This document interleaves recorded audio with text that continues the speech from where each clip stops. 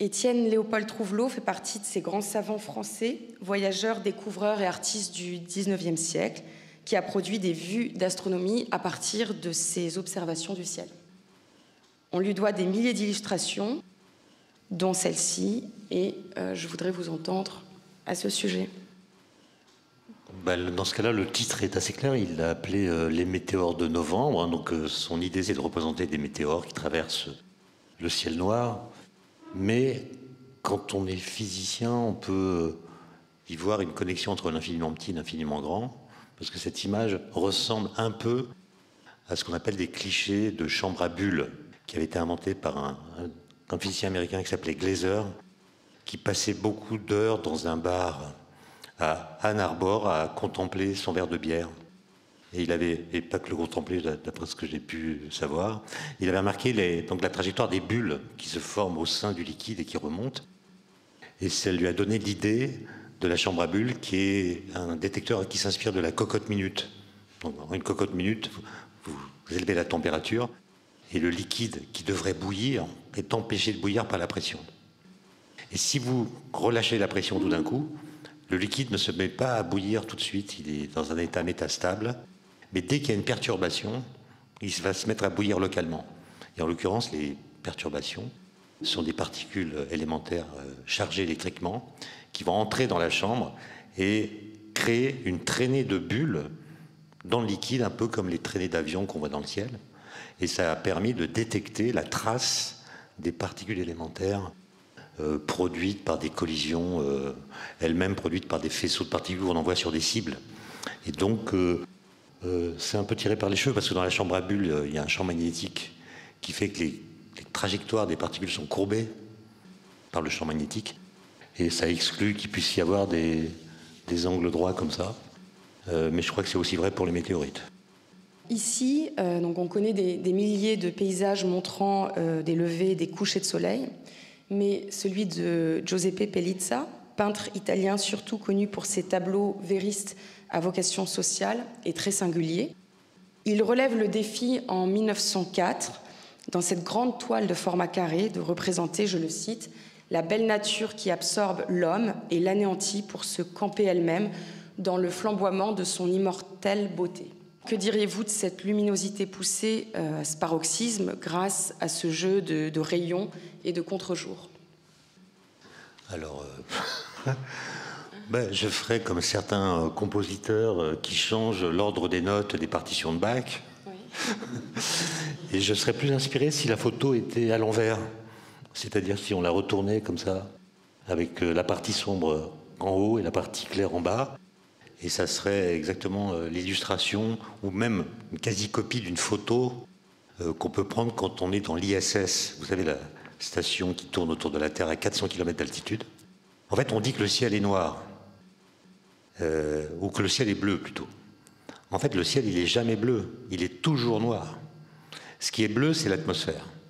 L'atmosphère, la Terre a une atmosphère, mais si vous êtes sur une planète du système solaire dans laquelle il n'y a pas d'atmosphère, par exemple Mars ou même la Lune qui est un satellite de la Terre, le ciel est tout le temps noir. Et dans ce ciel noir, on voit des points lumineux qui sont les étoiles. Et quand on est à 400 km d'altitude, on voit la transition entre le bleu et le noir. En dessous, on voit l'atmosphère qui est bleue, et au-dessus, on voit le ciel qui est noir. Et donc, il y a toute la question de savoir pourquoi le ciel est noir alors qu'il y a plein d'étoiles. Et la question est pourquoi l'atmosphère est bleue? Qu'est-ce qui fait que la lumière bleuit quand elle traverse l'atmosphère? Ce sera pour plus tard. On a vu hier des œuvres de Kupka avec Pascal Rousseau. Et dans l'historiographie classique de l'abstraction, Kupka, donc, qui est d'origine tchèque, qui a travaillé entre autres comme médium à Vienne, est désormais un des 4 pionniers légendaires de ce mouvement, avec Kandinsky, avec Mondrian et Malevich. Sa foi dans les capacités psychiques de la peinture est pour ainsi dire sans limite. Dans son texte « Monument et fondateur, la création dans les arts plastiques », il écrit ceci: « L'immobilité matérielle de l'œuvre plastique se complaît dans la sérénité de l'invariance. » Voilà, je suis assez curieuse de ce que ça pourrait vous évoquer. Ouais, c'est bizarre parce que là, quand je regarde ce tableau, c'est plutôt l'inverse que je pense. C'est-à-dire que je pense à des étoiles qui explosent, à des galaxies même. Or, les étoiles, dans l'imaginaire collectif, elles sont associées en effet à l'invariance, à la fixité. On parle d'étoiles fixes. Donc c'est le symbole de l'éternité dans un monde qui change. Alors que là, moi je vois plutôt que les étoiles ont une vie propre, très dynamique, qui peut être très violente.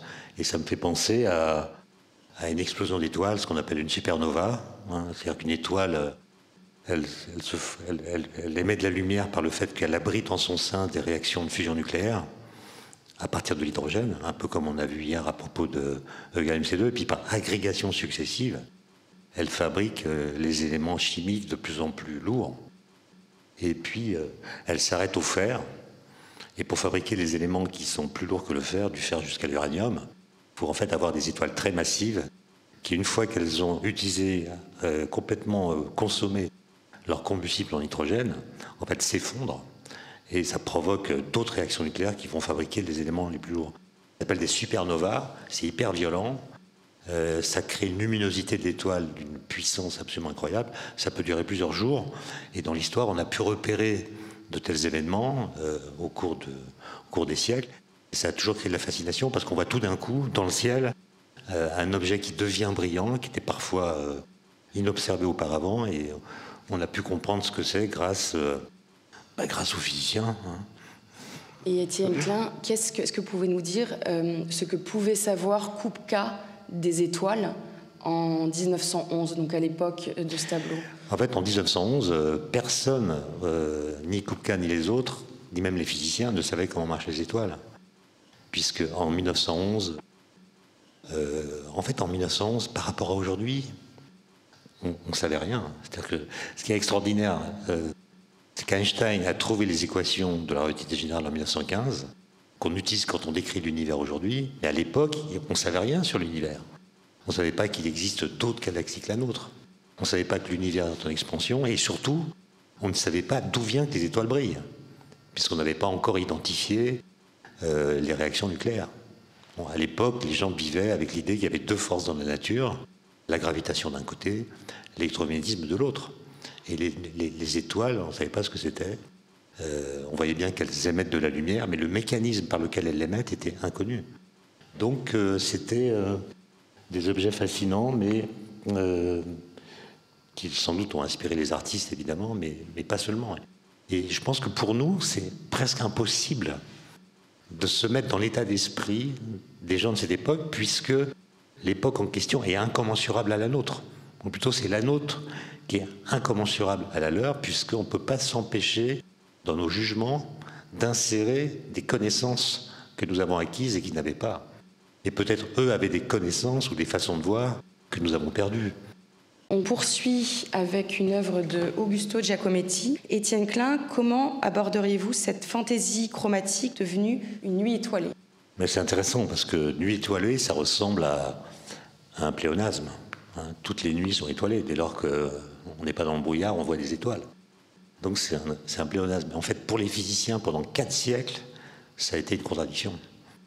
C'est ce qu'on a appelé le paradoxe de la nuit noire, qu'on a aussi appelé le paradoxe d'Olbers, du nom d'un astronome qui a formalisé ce paradoxe, qui avait d'ailleurs été découvert avant par Kepler. C'est imaginer que l'univers est infini. Il y a des étoiles dans toutes les directions.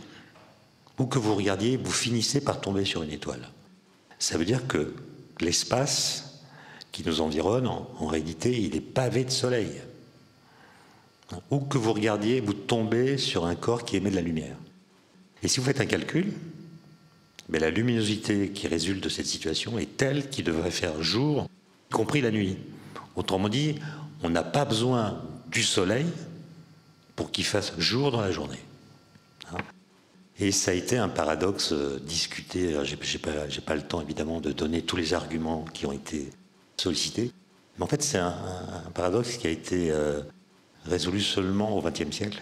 Il faut en réalité 3 ingrédients pour le comprendre. Le premier, c'est qu'on voit des étoiles qui n'émettent plus de lumière, parce qu'on les voit telles qu'elles étaient très loin dans le passé, et entre-temps, elles sont mortes, entre guillemets. Donc n'émettent plus de lumière, et la lumière qu'on voit ne doit pas être comptabilisée dans le flux qu'on reçoit. Le deuxième argument, c'est qu'il y a une expansion de l'univers, Et donc les longueurs d'onde visibles, par effet Doppler, se décalent vers des fréquences invisibles. Donc il y a de la lumière qu'on ne voit pas parce qu'elle est sortie du spectre de la lumière visible. Et le troisième argument, c'est le fait que l'univers a un âge fini, et ce qu'on appelle le Big Bang.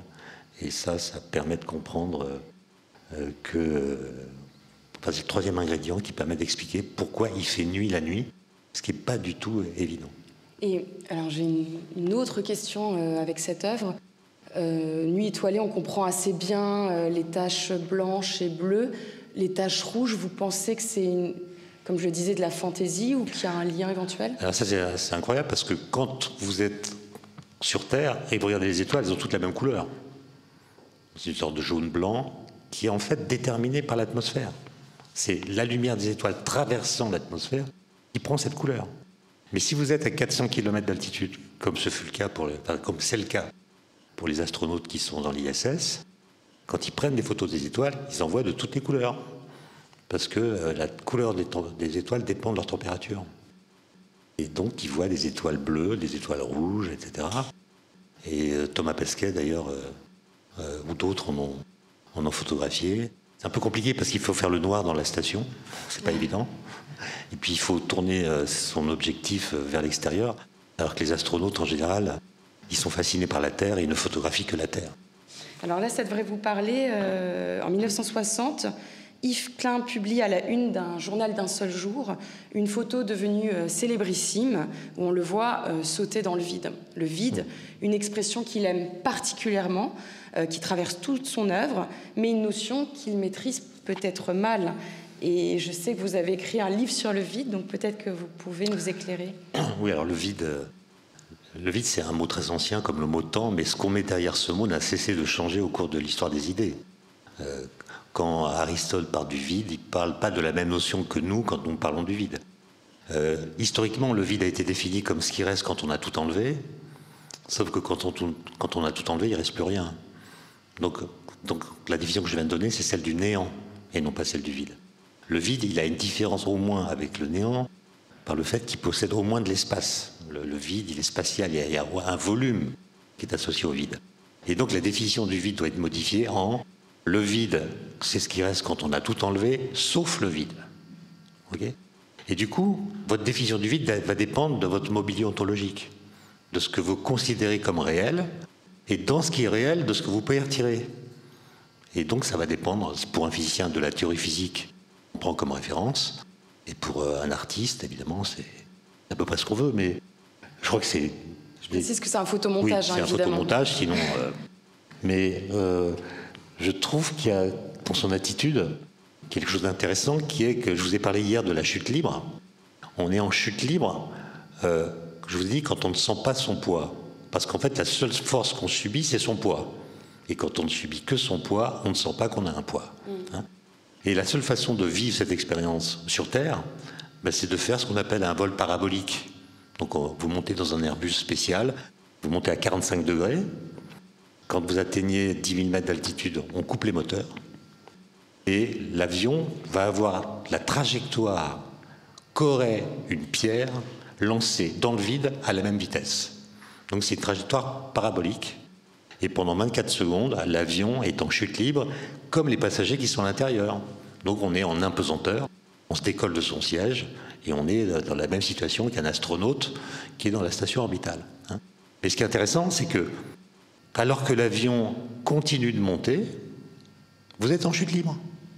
Donc on peut prendre de l'altitude alors qu'on est en train de chuter.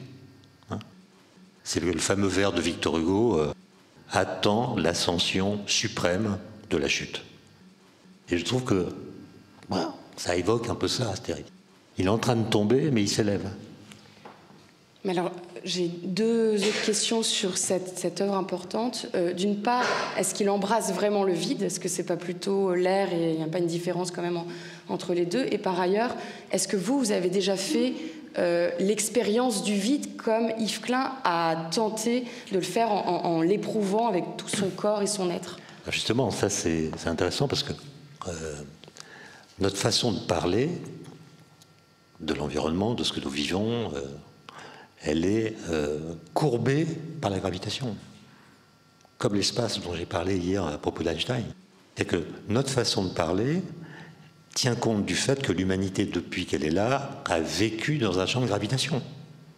Et donc, la gravitation polarise notre rapport à l'espace. Et donc, on va appeler un alpiniste, appelle vide, ce qui est en dessous de lui, et dans quoi il peut tomber. Mais le vrai vide, il n'est pas en dessous, il est au-dessus. Parce qu'en dessous, il y a de l'air, et il y a d'autant plus d'air qu'on est plus bas. D'ailleurs, on peut faire le calcul que quand on est au sommet du Mont Blanc, par exemple, à peu près 4800 mètres d'altitude, la matière qu'on traverserait si on va du sommet du Mont Blanc jusqu'à la Lune est moins importante que la matière qu'on traverserait si on tombait du haut du Mont Blanc jusqu'au niveau de la mer. Donc le vide, il est au-dessus de nous, mais à cause de la gravitation, on appelle vide ce qui est en dessous de nous. Et donc, évidemment, le vide en question, mais comme c'est un photomontage, on peut tout dire. Mais là, il va tomber dans l'air, et non pas dans le vide. Et quand on tombe dans l'air, on sent son poids, parce qu'on subit une autre force que son poids, qui est la résistance de l'air. Les parachutistes, ils sentent qu'ils ont un poids. Je précise qu'il a vraiment sauté, sauf qu'il y avait un filet en dessous, d'après les photos qu'on a pu voir. Donc le photomontage, on a supprimé le filet. Voilà, c'est quand même pas mal. Alors, on peut aborder l'opart de Victor Vasarely selon un spectre très large, depuis son formalisme jusqu'à son ambition technico-sociale, puisqu'il était un grand utopiste et puis un marxiste. J'ai même de mon côté donc cherché à le comprendre à travers son infusion dans le cinéma. Mais pour l'occasion, je voudrais que vous nous disiez si vous y voyez des liens avec Einstein. Bah évidemment, parce que le tableau, je vois qu'il date de 1956. Et à cette époque-là, j'imagine que la relativité générale d'Einstein avait commencé à percoler dans la culture commune, même si on en parlait peu par le fait qu'on n'avait pas encore découvert le fond difficosmologique, qui était la preuve du Big Bang, et on n'avait pas encore vraiment intégré, enfin j'en sais rien, l'expansion de l'univers. Mais l'idée que la gravitation n'est pas une force, comme je l'ai expliqué hier, mais qu'elle est une déformation de la géométrie de l'espace-temps, me paraît parfaitement illustrée par cette œuvre. En fait, ce qu'il faut comprendre, c'est que les objets massifs, type Soleil, étoiles en général, vont déformer, courber l'espace dans leur voisinage. Et les objets qui vont subir l'influence de ces gros objets ne font que suivre un mouvement inertiel dans un espace qui est courbé. Donc nous, on va voir qu'ils ont une trajectoire curviligne. Pardon, nous voyons que la Terre a une trajectoire curviligne autour du Soleil. Mais en fait, là, il faut comprendre que la Terre, en fait, elle va en ligne droite, puisqu'elle ne subit aucune force. Elle a donc un mouvement inertiel. Un mouvement inertiel, c'est un mouvement qui va en ligne droite à vitesse constante. Et les objets dans l'espace ont un mouvement inertiel parce qu'ils ne subissent aucune force.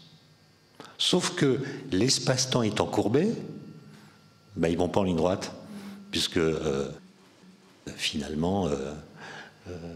c'est une publicité d'ailleurs de je ne sais plus quel constructeur automobile, je crois que c'est BMW. Dans les années 70, il y avait une pub qui était pour une BMW, un virage, c'est une ligne droite qui tourne. Voilà. Ben, je crois que c'est un peu ça l'idée. Donc l'espace est déformé par les objets qu'il contient, ce qui imprime aux objets qui s'y trouvent une trajectoire curviligne qui n'est pas due à l'application d'une force, mais à une déformation de la géométrie. Et on sait que Victor Vasarely, comme tout le mouvement de l'opart, a été énormément repris par les publicitaires, par toute la culture populaire. Je sais que dans le secondaire, j'ai des souvenirs où on essayait de se représenter le monde tel que l'a décrit Einstein d'après sa théorie. On évoquait parfois une éponge, c'était très difficile à représenter. Est-ce que selon vous, c'est peut-être la meilleure représentation qu'on puisse donner de la théorie de la relativité, cette œuvre de Vasarely? L'éponge, ça ne me parle pas trop, parce que l'éponge, c'est un objet qui a une certaine inertie. Je pense qu'il faut plutôt choisir de la gelée. De la gelée, on crée un choc quelque part et ça va créer une sorte de propagation d'une onde qui va diffuser au sein de toute la structure. Mais bon, en fait, les métaphores comme celle-là, les analogies, elles sont toujours utiles pour comprendre des choses, à condition qu'on ajoute ce qu'elles ne disent pas. C'est-à-dire que ce soit la physique quantique ou la relativité générale, c'est impossible de les dire uniquement par des analogies. il y a un moment où l'analogie, même si elle est pédagogique, devient productrice de contresens. Et donc, l'utilisation d'images pour expliquer la physique doit être accompagnée d'une critique de l'image. Et la physique, c'est ce qui reste quand on a critiqué toutes les images qui tentent de la dire. C'est très iconoclaste en fait. Non, c'est un colloque sur l'abstraction. Donc, à la fin, si vous prenez l'exemple de la mécanique quantique, vous prenez l'histoire de la façon dont on a représenté par des images les atomes, la physique quantique, quelle que soit l'image que vous choisissez, vient vous dire cette image est fausse. Cette image est fausse, quelle qu'elle soit. Mais il y a quelque chose de l'image qui vous permet de comprendre la physique quantique. Et la dernière petite question donc, sur cette œuvre, qu'est-ce qui lui manque pour être totalement conforme à ce principe d'expansion de l'univers? Il manque la dynamique. La gravitation, c'est une force qui se transmet à la vitesse de la lumière. J'ai pas l'impression qu'on le voit sur une image statique. Mais ce qu'on voit, par exemple, la dilatation des durées, la contraction des longueurs ou l'inverse, le fait que ça se voit bien sur ces représentations, c'est comme si les carrés noirs et blancs installaient une métrique dans le tableau dont on voit qu'elle est variable. L'artiste anglaise Bridget Riley a été l'équivalent de Vasarely outre-Atlantique, puisque son œuvre géométrique a été énormément reprise par le cinéma, par la culture télévisuelle, et aussi même pour illustrer des conférences sur l'hypnose, ce que Pascal Rousseau connaît bien, avec cette peinture ondoyante donc, de 1964 qui s'appelle Current. Est-ce qu'elle aurait pu faire la couverture de l'un de vos livres, et lequel ? Je trouve que quand on regarde, c'est un effet d'optique peut-être ou dû à l'écran, je ne sais pas, on a l'impression qu'il y a une mobilité, on voit que ça bouge. Donc je ne sais pas si j'aurais choisi ça pour ma couverture, mais si j'avais dû choisir cette œuvre, ça aurait été à propos du livre sur Einstein, puisque ça me paraît être une illustration statique, donc fausse, du passage d'une onde gravitationnelle. Une onde gravitationnelle, c'est une déformation de la géométrie de l'espace-temps, de sa structure donc, qui se propage. Alors on a envie de dire dans l'espace, mais non, c'est une onde de l'espace. D'accord ? C'est-à-dire que c'est une onde qui va déformer sur son passage la géométrie de l'espace-temps, c'est-à-dire la distance entre les points d'espace ou la durée entre deux phénomènes temporellement distincts. Et ce qu'il faut comprendre, c'est que cette onde gravitationnelle, elle se propage donc à la vitesse de la lumière, mais sans être en quoi que ce soit perturbée par les objets qu'elle traverse. Et ça, c'est... Donc la première a été détectée en 2015, je l'ai dit hier. Les ondes gravitationnelles avaient été prédites par Einstein dès 1916, dès après qu'il a écrit son équation de la relativité générale. Et ce qui est incroyable, c'est que ces ondes contiennent une trace non déformée de leur origine. C'est-à-dire que, par rapport à la lumière, qui est l'instrument médiateur classique de l'astronomie, la lumière, quand elle part des objets et vient jusqu'à nous, elle est perturbée par tout ce qu'elle traverse. Elle peut changer de fréquence, elle peut être diffractée, diffusée, etc. Et donc elle perd la mémoire d'où elle vient. Les ondes gravitationnelles, non. Elles ont une signature qui est conforme à leur origine. Et si vous regardez sur Internet le spectre temporel de l'onde gravitationnelle qui a été détectée en 2015, qui a été produite par la fusion de deux trous noirs, vous regardez le spectre tel qu'il a été mesuré par le détecteur qui s'appelle LIGO, qui a permis de la détecter, avec le calcul qui avait été fait à l'avance du profil temporel que devrait avoir une onde gravitationnelle si elle était provoquée par la fusion de deux trous noirs de telle et telle masse. Il y a une adéquation parfaite entre ce qui a été détecté et ce qui avait été calculé à l'avance. Ça, c'est quand même incroyable. Et donc, c'est la porte ouverte à... J'aime pas être grandiloquent, mais franchement, c'est une nouvelle astronomie. C'est-à-dire qu'on peut voir les objets autrement que par le messager classique, qui est la lumière. Et donc, il y a toute une nouvelle astronomie qui se développe. On appelle l'astronomie gravitationnelle. C'est une nouvelle fenêtre sur le monde, c'est pas un terme exagéré. Un peu comme Galilée avec sa lunette, mais la lunette recueille de la lumière comme faisait l'œil avant. Donc c'est le même messager qui est vu avec un instrument un peu plus précis et plus efficace. Là, c'est un nouveau messager. C'est un nouveau signal qu'on peut détecter. Et depuis, on a détecté pas mal de ondes gravitationnelles. On en a même détecté qui ont été fabriquées par des pulsars, des collisions de pulsars, des fusions de pulsars. Et les gens pensent que dans les 30 prochaines années, il y a beaucoup de projets qui partent. Il y a même des détecteurs qui vont être installés dans l'espace avec plusieurs satellites très distants les uns des autres qui vont observer, lors du passage des ondes gravitationnelles, une variation de leur distance mutuelle. Et donc la fréquence des ondes gravitationnelles qu'on va pouvoir détecter dans le futur est très élargie par rapport à celle qu'on a pu détecter sur Terre. Et je pense qu'il y aura d'énormes surprises au sens où on va voir des choses qu'on n'avait jamais vues. Alors on poursuit avec encore un grand nom de l'art cinétique, Roulieu-le-Parc. Moi je vois deux choses. La première c'est non pas une photo d'un trou noir, mais une image d'un trou noir, puisqu'on ne peut pas faire de photo d'un trou noir, puisqu'un trou noir n'émet pas de lumière. Donc aucun appareil photo ne peut voir un trou noir. Par contre, la matière qui est autour du trou noir va tourner très rapidement à des vitesses qui ne sont pas négligeables devant celles de la lumière. La matière va tourner à très grande vitesse avant d'être absorbée. Et comme elle va très vite et que certaines des particules qui la constituent sont électriquement chargées, cette matière va rayonner de la lumière. Et quand on a pu fabriquer ou reconstruire l'image de trou noir, comme le trou noir supermassif qui est au centre de la galaxie, ou un autre auparavant qui est dans la galaxie M87, c'est par une reconstruction des photons émis par la matière qui tourne autour, et on a pu comme ça constituer l'image. Mais la deuxième façon de lire cette œuvre, c'est plutôt une éclipse du Soleil, par exemple.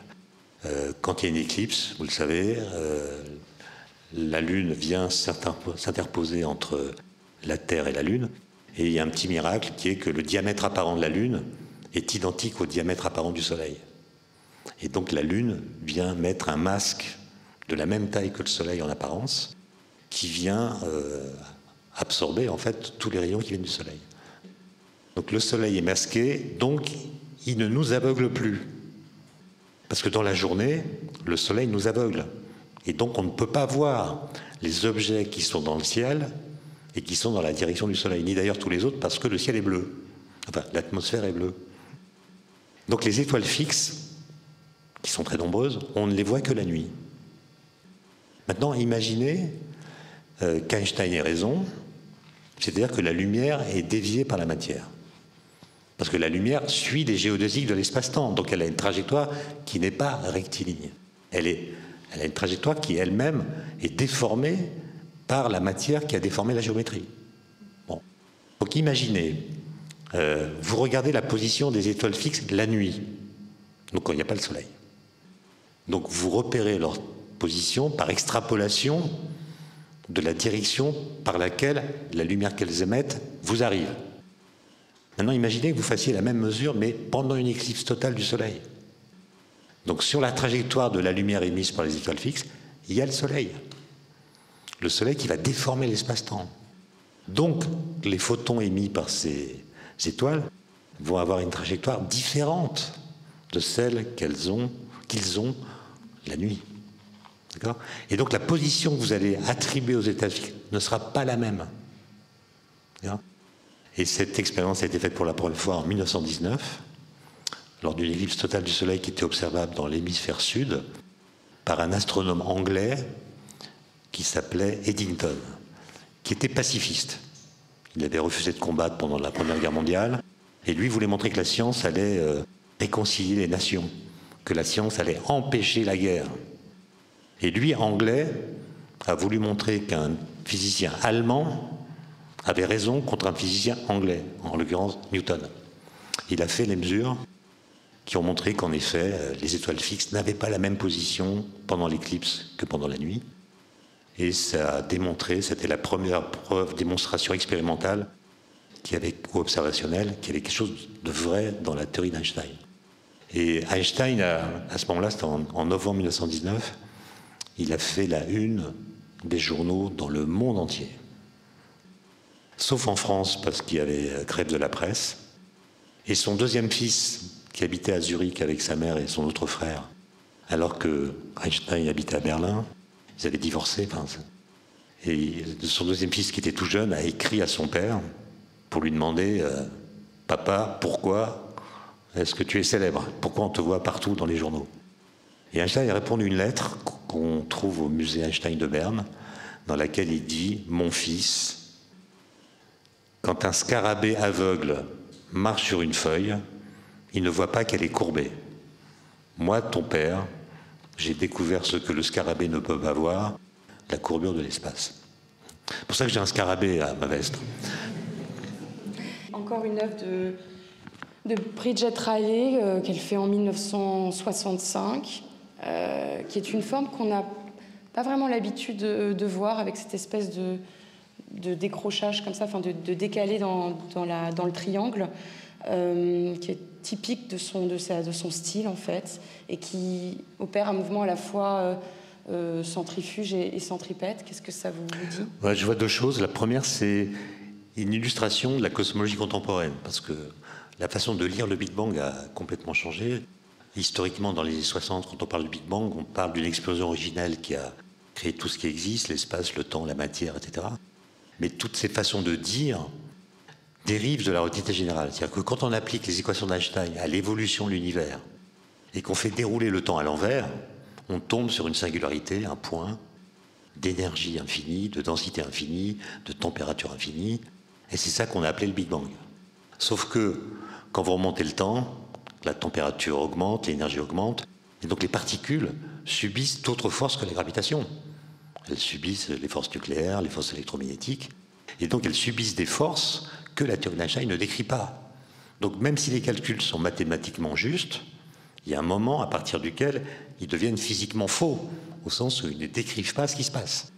Et le moment en amont duquel, temporellement, les équations d'Einstein deviennent physiquement incomplètes, c'est ce qu'on appelle le mur de Planck. Et quand on essaie de décrire l'univers d'avant le mur de Planck, il y a plein de pistes théoriques différentes. On n'a pas pu les départager. Il y a la théorie des cordes, il y a la gravité quantique à boucle, il y a la théorie des twisters, etc. Ce qui est intéressant, c'est que quelle que soit la piste théorique à l'ébauche qu'on utilise pour décrire ce qu'il y avait avant le mur de Planck, on tombe sur une disparition de l'origine. C'est-à-dire la singularité disparaît.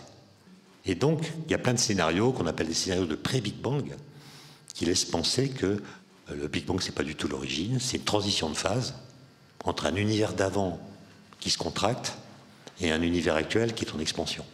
Et donc ça peut être une façon de marquer le Big Bang comme une transition entre un univers en contraction et un univers en expansion. Et une façon plus classique de lire cette image, c'est d'y voir ce qu'on appelle le cône de lumière. Vous êtes dans l'espace-temps, donc vous le tracez à deux dimensions, une dimension pour l'espace. Donc comme ça, X, c'est l'espace, T, c'est le temps. Eh bien, un événement qui a lieu à un instant donné peut avoir été influencé par des événements passés à condition qu'une information ait pu être transmise entre cet événement passé et l'événement présent. Donc en fait, tous les événements qui ont lieu ici, à l'intérieur du cône, ont pu influencer les événements qui sont là. Mais un événement qui s'est produit là, eh bien, il est trop près dans le temps et trop loin dans l'espace pour que la lumière ait eu le temps de les connecter. Donc ça veut dire que tout ce qui se passe là a pu être influencé par ce qui s'est passé là, et pas du tout par ce qui s'est passé là. Et réciproquement, pour le futur, un événement qui a lieu là peut influencer tous les événements qui sont dans le cône, mais pas celui-ci. Celui-ci, il va avoir sa vie complètement indépendante de ce qui s'est passé là. Par exemple, s'il y a des, je sais pas moi, s'il y a un orage tout de suite sur Jupiter, ben ça ne va pas affecter la météo terrestre. Donc ça veut dire qu'il y a des événements qui sont protégés chronologiquement, temporellement. L'un ne peut pas influencer l'autre. Et c'est donc une façon graphique d'exprimer ce qu'on appelle la causalité. Pour que deux événements soient causalement reliés, il faut qu'un signal allant moins vite que la lumière ait pu les connecter. Je pose une question un peu plus libre à partir de ça. Est-ce que vous croyez au destin et à quel type de destin dans ces cas-là? Moi, je ne crois pas au destin, au sens où tout serait joué, etc. Parce que, mais ça dépend de ce que vous appelez le destin. Est-ce que c'est une prédétermination totale, etc. Non, mais j'ai un ami qui s'appelle François Besse, que vous connaissez peut-être, parce qu'il s'est rendu célèbre en faisant 23 ans de prison et en s'évadant 7 fois de prison française. Et lui, il aime bien dire qu'il faut penser la distinction entre le destin et la destinée. Donc comme moi, je pense que la destinée, c'est ce qu'on fabrique soi-même au sein de son destin. Voilà. C'est une idée qui me parle plus, au sens où ça responsabilise chacun des choix qu'il fait. Maintenant, est-ce que tout est écrit, etc. Si vous faites une lecture vraiment directe de la relativité restreinte d'Einstein, elle peut être lue comme en vertu d'une doctrine qu'on appelle l'univers bloc. L'univers bloc, c'est l'idée que l'espace-temps, c'est comme l'espace. C'est-à-dire que, de même que les villes, par exemple, existent dans l'espace, à des endroits différents, évidemment. Là, on est à Antibes. Et ce qui distingue Antibes de Paris, c'est pas leur degré d'existence. Paris existe autant que Antibes. Mais la différence pour nous entre Antibes et Paris, c'est qu'on est à Antibes. Autrement dit, c'est notre présence dans l'espace qui crée une distinction pour nous entre ces villes. Ben, l'idée de l'univers bloc, c'est que c'est la même chose dans l'espace-temps. C'est-à-dire que tous les événements du passé sont dans l'espace-temps, déjà, pas encore. Tous les événements du futur sont déjà dans l'espace-temps. Et ce qui crée la différence entre eux, pour nous, c'est notre présence. C'est notre présence dans l'espace-temps qui crée pour nous une impression que nous sommes dans le présent. Et en fait, tout serait déjà joué. Mais cette théorie de l'univers bloc ne tient pas si on ajoute à la relativité restreinte la mécanique quantique, qui, elle, va introduire de l'incertitude, du hasard, de l'indétermination. Et donc, pour moi, la destinée, c'est le jeu qu'on peut faire entre le destin que semble impliquer la relativité et l'aléatoire qu'impose la mécanique quantique. On joue avec les deux.